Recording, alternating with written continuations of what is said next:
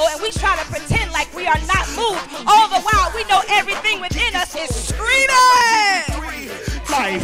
I wish I had some single folks up in here that can say when I go home, it might not be anybody on the other side of the door, but when I go home, I ain't fussing with nobody. Ain't nobody cussing me out. I ain't got to deal with no foolishness, and I can sleep good at night when I close my eyes. I wish there was some single folks that say, I thank God that God has kept me the way I am, and there ain't no shame in me being where I am in my life.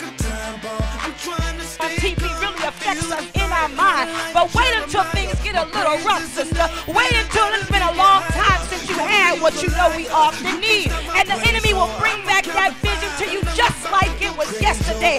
See, I know the brothers already understand because it's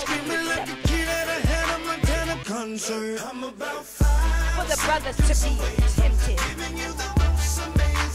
But most of us, if we are honest, we have just as much temptation as the brothers. But because it's not culturally acceptable, we keep it on the down low and we try to and understand the word of God.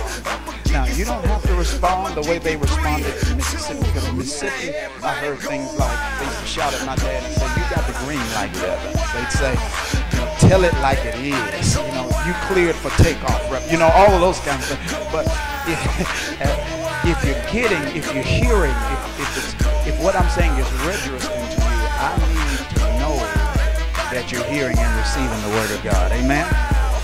All right. My praise is crazy, my God's amazing. If I can't stop praising, then y'all can tase me, but that won't faze me, cause of the way he's always by my side in situations I'm facing. My praise is crazy. Wait, I said that before. I guess it's deja vu like Beyonce and Jay-Z. My